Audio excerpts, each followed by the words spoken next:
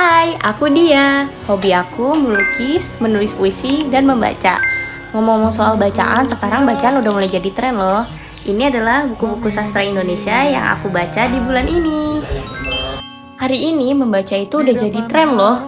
Kalau beli satu buku, tiba-tiba mau nambah satu buku lagi. Lihat diskon, mau beli dua lagi. Lihat booktok kayak gini, mau beli semua kayaknya. Semua diborong. Sadar gak sih kalau sekarang semua akses bacaan itu cukup mudah, tapi gak semua bacaan itu cocok untuk semua usia. Karena di balik buku biasanya berisi usia bacaan untuk para pembaca. Menurutku ada beberapa bacaan yang cukup berat untuk dibaca oleh anak-anak maupun remaja. Dan biasanya isinya memang sudah dicocokkan atau disesuaikan sesuai usia para pembaca. Nah, kalian udah tahu kan kalau misalnya akses bacaan sekarang itu udah cukup mudah, dan itu juga mudah sekali untuk dimanfaatkan oleh para pembaca membaca buku bacaan kalian loh.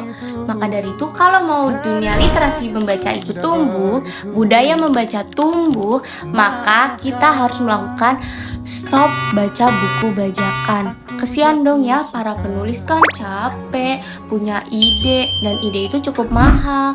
Kalian juga pasti belum tentu bisa kan menulis dengan mahir seperti para penulis.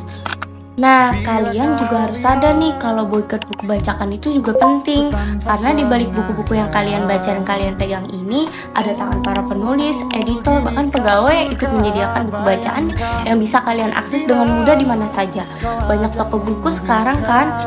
Nah, saking mudahnya akses tadi, kita juga lupa sebenarnya kegiatan membaca yang udah jadi tren ini itu kegiatan produktif apa kegiatan konsumtif ya? Soalnya banyak sekarang para pembaca yang baca buku satu belinya langsung 5. Ya gimana ya, kita kan kena diskon. Lagian harga buku sekarang kan mahal. Nah, kita udah banyak bahas topik literasi nih. Nah, kelihatan banget kan kalau tantangan literasi di era digital ini bukan lagi sekedar kurangnya akses terhadap bacaan, tapi bagaimana cara orang-orang memaknai bacaan itu sendiri. Ya gimana ya, ada yang baca untuk memahami isi bacaan, ada yang baca untuk beberapa keperluan penting, untuk keperluan pribadinya, dan ada juga beberapa orang yang membaca untuk terlihat seperti noncalan.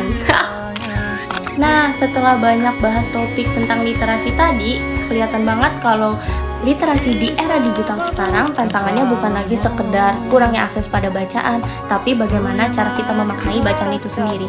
Kalian sendiri gimana?